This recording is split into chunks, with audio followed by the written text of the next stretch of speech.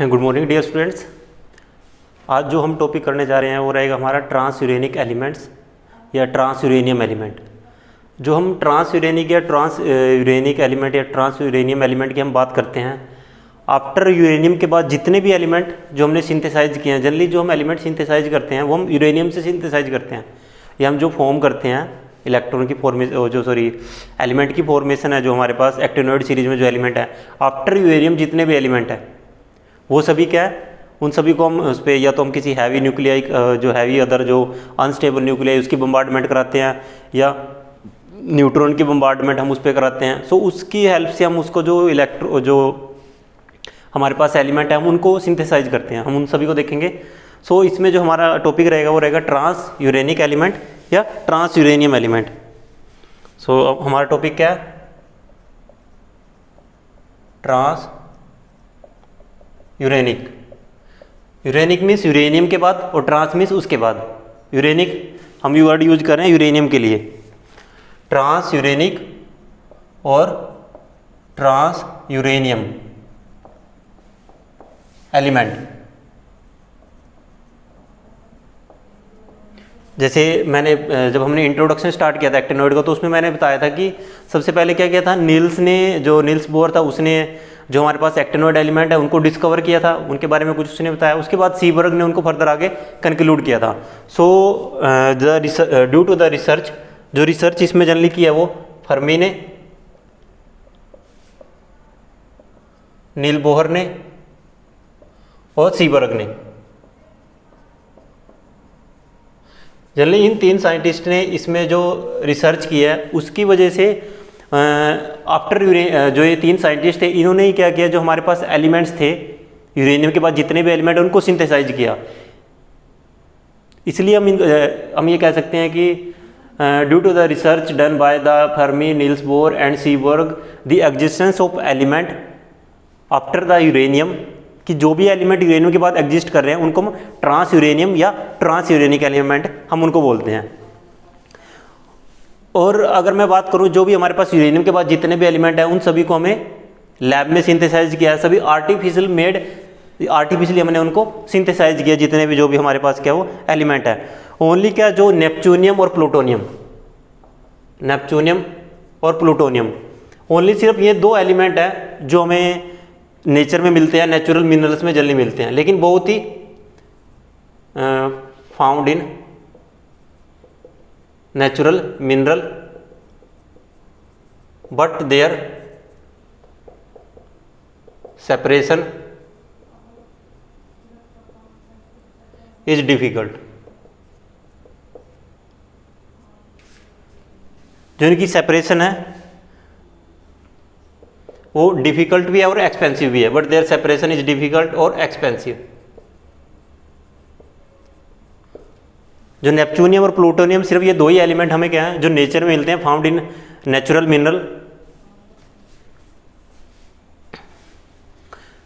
Minerals, but their separation is difficult और expensive भी है, डिफिकल्ट भी है। सो हम जनरली क्या करते हैं, हम इनको सिंथेसाइज करना प्रेफर करते हैं।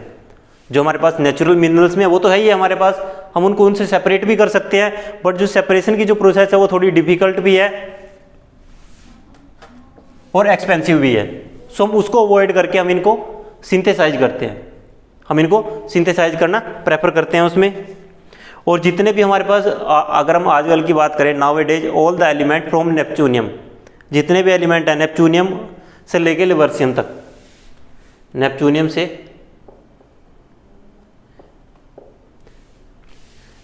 से लेके लिवर्सियम तक जितने भी एलिमेंट है सभी को हम क्या करते हैं, सिंथेसाइज करते हैं, सभी को हम लैब में सिंथेसाइज करते हैं। जितने भी हमारे पास एलिमेंट्स हैं, नेपच्यूनियम टू लिवर्सियम 89, इसका होता है 103, और नेपच्यूनियम होता है हमारे पास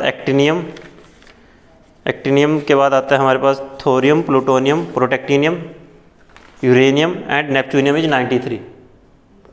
93 टू 103 जितने भी हमारे पास एलिमेंट है सभी को हम सोफिस्टिकेटेड लेबोरेटरीज हैं हमारे पास जिसमें हम इनको सिंथेसाइज करते हैं। सो इनको सिंथेसाइज करने के लिए हमारे पास दो मेथड हैं, हम दो मेन मेथड है हमारे पास जो हम सिंथेसिस के लिए यूज करते हैं। एक तो हम क्या करते हैं कि न्यूट्रॉन की बम्बार्डमेंट करते हैं हम, कोई भी एलिमेंट होता है हमारे पास क्या करता है, वो न्यूट्रॉन को कैप्चर करता है। न्यूट्रॉन को कैप्चर करने के बाद वो अनस्टेबल एक होस्ट न्यूक्लियाई में कन्वर्ट हो जाता है। जो अनस्टेबल होस्ट न्यूक्लियाई होता है उसमें क्या होता है कि जो न्यूट्रॉन है, न्यूट्रॉन का नंबर क्या हो जाएगा, वहाँ पे चेंज होगा, और न्यूट्रॉन का नंबर चेंज होने के बाद वो किसी भी दूसरे जो हमारे पास न्यूक्लियाई है उसमें कन्वर्ट हो जाएगा। सेकंड क्या करते हैं, अगर हमें उसका नंबर ज़्यादा यूनिट में चेंज करना है, उसका जो एटॉमिक नंबर है हमें ज़्यादा यूनिट में चेंज करना है, तो उसमें हम उसके अनस्टेबल न्यूक्लियाई की बम्बार्डमेंट हम उस पर कराते हैं, उसके साथ उसको रिएक्ट कराते हैं। जनरली हम उसमें हीलियम से लेकर नियोन तक के न्यूक्लियाई हम इसमें यूज करते हैं।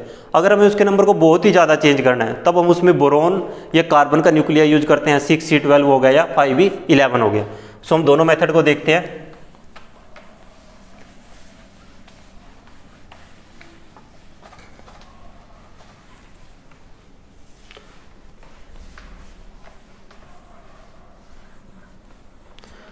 फर्स्ट मेथड में क्या होता है कि हमारे पास, जैसे मेरे पास क्या है 92 यूरेनियम 238 है, ओके।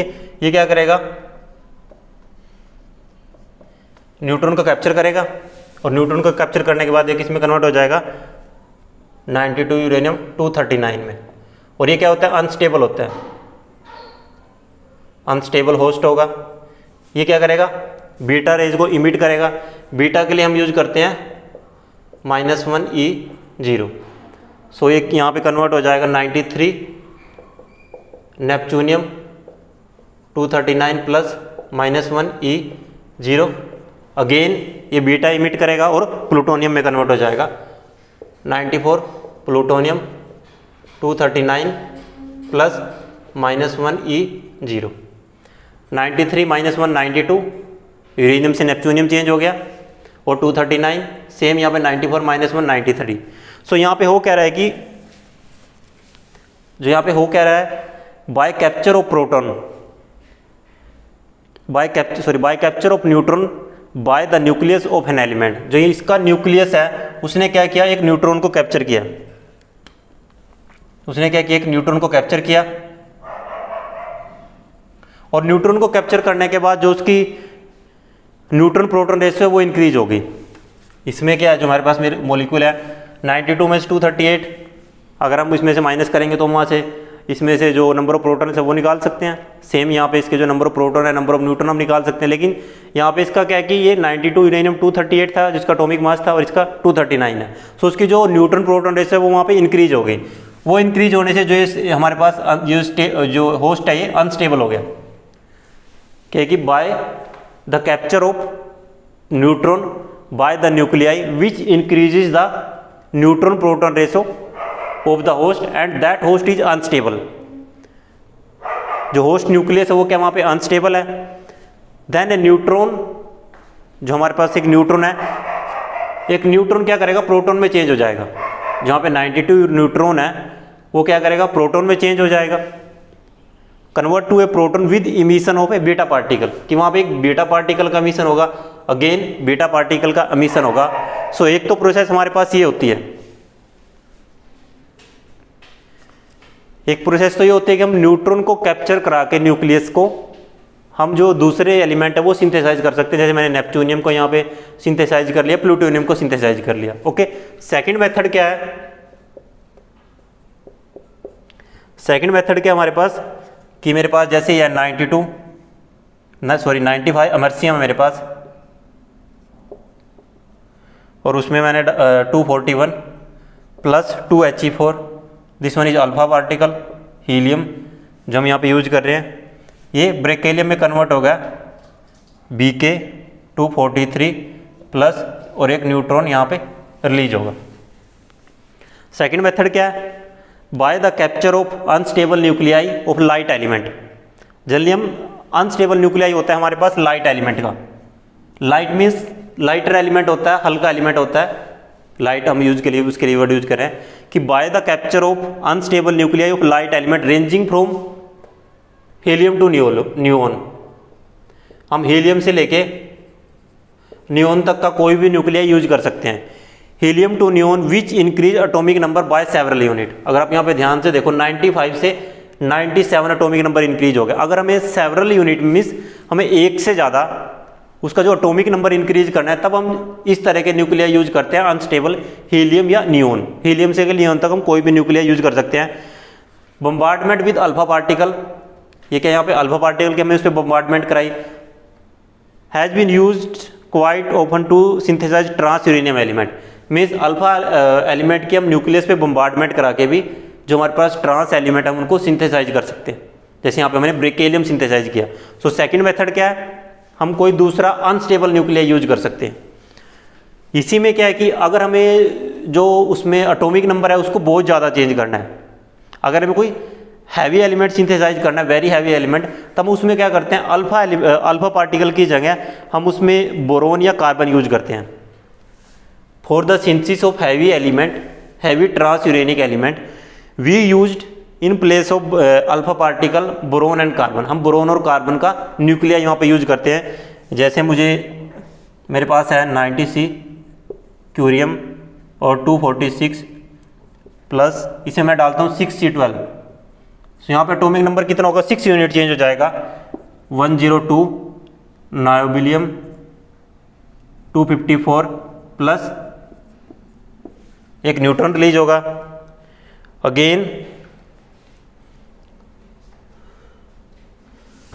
अगेन अगर मुझे जैसे मेरे पास है 98 कैलिफोर्नियम 250 प्लस 5B11, ये चेंज हो जाएगा। 103 लवर्सियम 257 प्लस यहाँ पे 4 न्यूट्रॉन पार्टिकल रिलीज हो गए। सेम यहाँ पे भी 4 न्यूट्रॉन पार्टिकल रिलीज होते हैं, क्योंकि 254 246 और 12 ये हो गया यहाँ पे 252 248 58 4 यहाँ पे होंगे। सो जो हम ट्रांस यूरेनियम एलिमेंट की मैंने बात की है, जो भी यूरेनियम के बाद जितने भी एलिमेंट हैं उनको अगर मुझे सिंथेसाइज करना है, एक तो मैं अल्फा, अगर मुझे लाइटर एलिमेंट को सिंथेसाइज करना है, जैसे 95 से सिर्फ 97 तक मैं यहाँ पे गया हूँ, तो उसमें हम अनस्टेबल न्यूक्लिया यूज करते हैं, लेकिन वो लाइटर होता है जनरली। जैसे हीलियम से नियोन तक हम यूज कर सकते हैं 2He4, मैंने यहाँ पे अल्फा पार्टिकल की बम्बार्डमेंट कराई। बट अगर मुझे कोई हैवियर एलिमेंट सिंथेसाइज करना है, सो उसमें मैं दूसरे न्यूक्लिया यूज करूँगा, जैसे 6C12 हो गया, कार्बन का हो गया, या 5B11, उनकी हेल्प से मैं जो हैवियर एलिमेंट उनको सिंथेसाइज कर सकता हूँ। सो ऐसे ही मैम कुछ एलिमेंट की सिंथेसिस अभी हम देखते हैं, सो उससे आपको थोड़ा और ज़्यादा क्लियर हो जाएगा। बट जो ये जनरल मेथड है, ये 2 मेथड हमारे पास जनरल है, इन्हीं की हेल्प से हम जो दूसरे हमारे पास मॉलिक्यूल्स हैं उनको सिंथेसाइज करते हैं, जो दूसरे हमारे पास एलिमेंट्स हैं in actinoid series after transuranic element, uranium के बाद जो भी हमारे पास एलिमेंट है उनको हम सिंथेसाइज करते हैं। सो ये तो हमारे पास 2 मैंने जनरल मेथड के बारे में डिस्कशन किया। अब किस एलिमेंट को सिंथेसाइज करने के लिए मुझे किसकी जरूरत पड़ेगी और किससे मैं उसको सिंथेसाइज कर रहा हूँ। जनरली हम यूरेनियम से या दूसरे जो हमारे पास एलिमेंट अवेलेबल है, हम उनकी हेल्प से उनको सिंथेसाइज करा सकते हैं। जैसे अगर मुझे नेपच्यूनियम को सिंथेसाइज करना है,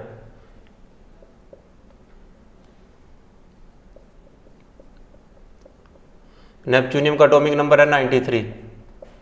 अगर मुझे नेपच्यूनियम को सिंथेसाइज करना है, सो नेपच्यूनियम को सिंथेसाइज करने के लिए जैसे मैंने पहले भी किया था, 92 यूरेनियम 238 प्लस एक न्यूट्रॉन कि हम उसको कैप्चर कराएंगे। सो न्यूट्रॉन को कैप्चर करने के बाद एक इसमें कन्वर्ट हो जाएगा 92 यूरेनियम 239 प्लस गामा रे यहाँ पे इमिट करेगा। गामा रेज को इमिट करने के बाद ये दोबारा 92 यूरेनियम जो 239 है, अनस्टेबल न्यूक्लिया ही है, अनस्टेबल होस्ट है, ये क्या करेगा, बीटा पार्टिकल को इमिट करेगा, और बीटा पार्टिकल को इमिट होने के बाद ये 93 नेपच्यूनियम 239 प्लस -1E0 ये इसमें कन्वर्ट हो जाएगा। यूरेनियम नेपच्यूनियम में कन्वर्ट हो गया। और इसको जो सिंथेसाइज किया था वो मैकमिलन एंड एबल्सन ने 1948 में ब्रेकले में सिंथेसाइज किया था। जो नेपच्यूनियम को सिंथेसाइज किया था, नेपच्यूनियम को प्रिपेयर किया था एलिमेंट को, वो मैकमिलन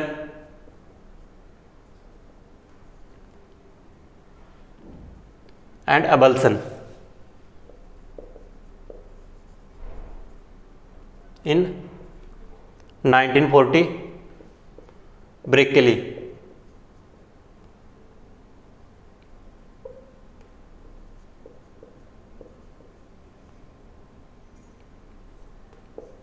मैकमिलन ने एंड बल्सन ने 1940 में इसको प्रिपेयर किया था इस एलिमेंट की। अगर मैं बात करता हूँ नेपच्यूनियम की, अगर मुझे ऐसे ही प्लूटोनियम को सिंथेसाइज करना है, प्लूटोनियम को तो मेरा इसी से सिंथेसाइज हो सकता है। 93 नेपच्यूनियम 239, ये किस में चेंज हो जाएगा, ये चेंज हो जाएगा आपका 94 प्लूटोनियम 239 प्लस -1 E0। ओके, एक यहाँ पे बीटा पार्टिकल इमिट करेगा ये।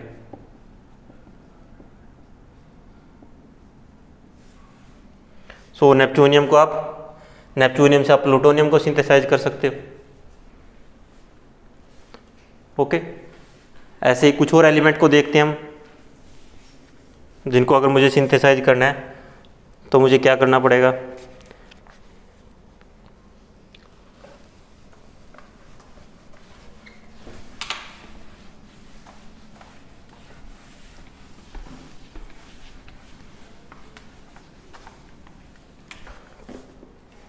अगर मुझे क्यूरियम को सिंथेसाइज करना है, एटॉमिक नंबर होता है 96। क्यूरियम को सिंथेसाइज करने के लिए मुझे 94 प्लूटोनियम 239 प्लस अल्फा पार्टिकल, ये चेंज हो जाएगा 96 क्यूरियम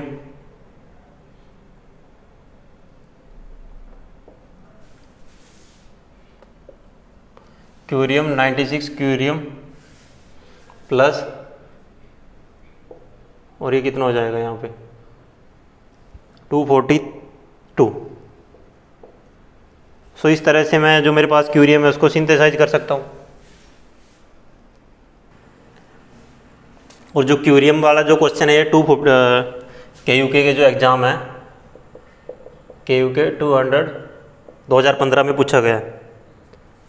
ओके, BSc के जो एग्ज़ाम की अगर हम बात करें 2015 में पूछा गया। अगर मुझे कैलिफोर्नियम को सिंथेसाइज करना है, ये कैलिफोर्नियम को नहीं, हम देख लेते हैं आइंस्टीनियम। अगर मुझे आइंस्टीनियम को सिंथेसाइज करना है, आइंस्टीनियम को सिंथेसाइज करने के लिए मैं 92 यूरेनियम 238 प्लस 7n14, जैसे मैंने 6C12 5E11 जो डिफरेंट टाइप के आइसोटोप्स या एलिमेंट यूज किए थे, सेम मैं नाइट्रोजन को भी यूज कर सकता हूँ। 7n14 ये किस में कन्वर्ट हो जाएगा 99 आइंस्टीनियम और 247 प्लस 50n1। ये रिएक्शन आपको याद ही करनी पड़ेंगी, ये रिएक्शन आपको याद करनी पड़ेंगी किस तरह से किस मॉलिक्यूल में हम किस जो हमारे पास बम्बार्डिंग नाइट्रोजन न्यूक्लियाई या किसका हम उसमें यूज कर रहे हैं। अगर मुझे और अगर मेंडेलियम को मुझे सिंथेसाइज करना है MD, उसका एटॉमिक नंबर होता है 101, उसके लिए मुझे यूज करना पड़ता है 99 आइंस्टीनियम 253 प्लस अल्फा पार्टिकल, और ये कन्वर्ट हो जाएगा 92 प्लस 2 101 मेंडेलियम, और साथ में क्या होगा 254 प्लस 0n1 254 253 प्लस 4 257 254 255 4 3, यहाँ पे कितना होगा,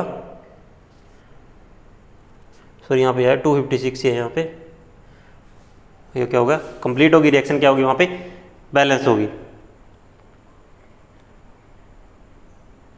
लेवर्सियम को आपने देखा, मैंने जो लास्ट इसमें सिंथेसाइज किया मैंने आपको दिखाया था 5E11, जब हमने स्टार्टिंग में जनरल मेथड की बात की थी। सो ये हमारे पास जितने भी एलिमेंट है ये हमारे पास सारे ट्रांस यूरेनिक एलिमेंट हैं। और जो ट्रांस यूरेनिक एलिमेंट को हमें सिंथेसाइज करने के लिए या तो हम न्यूट्रॉन का हेल्प ले सकते हैं, या हम अल्फा पार्टिकल की हेल्प से हम उसको सिंथेसाइज कर सकते हैं, या हम कोई दूसरा न्यूक्लियाई हम उसमें यहाँ पे यूज कर सकते हैं। दूसरे जो हमारे पास न्यूक्लियाई हैं जनरली जो हम यूज करते हैं, एक तो हम यूज करते हैं 7n14, 5b11, 6c12 और हीलियम। जनरली हम जो हमारे पास ये न्यूक्लियाई हम इनकी हेल्प से मॉलिक्यूल को हम सिंथेसाइज कर सकते हैं। और जो ये मेडेलियम वाला है जो इसकी प्रिपरेशन भी KU के 2015 में पूछी गई है। ओके, सो ये तो जो हमारा टॉपिक था ट्रांस यूरेनिक एलिमेंट था, ये प्रिपरेशन आपको पता होनी चाहिए कि किसी मॉलिक्यूल को सिंथेसाइज करने के लिए मुझे किस तरह के न्यूक्लियाई या किस तरह के अल्फा पार्टिकल या न्यूट्रॉन की हेल्प से मैं उसको सिंथेसाइज कर सकता हूँ। सो आई होप ये आपको समझ में आया होगा जो टॉपिक ट्रांस यूरेनिक एलिमेंट हमने सिंथेसाइज किया था, स्टार्ट किया था। और ट्रांस यूरेनिक एलिमेंट में हमारे पास आफ्टर यूरेनियम जितने भी एलिमेंट हैं, आफ्टर यूरेनियम जितने भी हमारे पास एलिमेंट हैं जनरली हम सभी को ट्रांस यूरेनिक या ट्रांस यूरेनियम एलिमेंट बोलते हैं। ओनली नेपच्यूनियम एंड प्लूटोनियम हमारे पास दो एलिमेंट हैं जो नेचुरल मिनरल्स में हमें मिलते हैं, लेकिन उनको भी सिंथेसाइज एक्सट्रैक्ट करना या वहाँ से सेपरेट आउट करना, प्यूरीफाई करना बहुत डिफिकल्ट और एक्सपेंसिव टास्क है। हम जल्दी उसको भी वहाँ पे यूज़ नहीं करते, हम उन्हीं को भी आर्टिफिशियली सोफिस्टिकेटेड लेबोरेटरी होती है हमारे पास, उसमें जनरली जो हम लेबोरेटरी में क्या होता है जो हम रिएक्शन को परफॉर्म कराते हैं, न्यूक्लियाई की बम्बार्डमेंट कराते हैं किसी जो हमारे पास दूसरा एलिमेंट होता है या न्यूक्लियाई होता है, उसमें हमारे हम 2 मीटर थिक वॉल होती है, उसके पीछे हम इसको कराते हैं क्योंकि रेडियो एक्टिव एलिमेंट है हमारी बॉडी के लिए, हेल्थ के लिए या इन्वायरमेंट के लिए, दोनों उसके अगर हम बात करें दोनों के लिए उसका जो इफेक्ट है वो एडवर्स इफेक्ट होते हैं, वो दोनों को हार्मफुल है दोनों के लिए। सो जो जल्दी रिएक्शन की जाती है वो इस तरह के इन्वायरमेंट में की जाती है, जो लेबोरेटरी है वो इस तरह की लेबोरेटरी होती है जहाँ पे हमें जो इन्वायरमेंट है या जो ह्यूमन की अगर हम बात करें ह्यूमन बीइंग है उनको किसी भी तरह का उस पर कोई इफेक्ट ना पड़े या उनकी जो लाइफ है उसको कोई थ्रेट ना हो।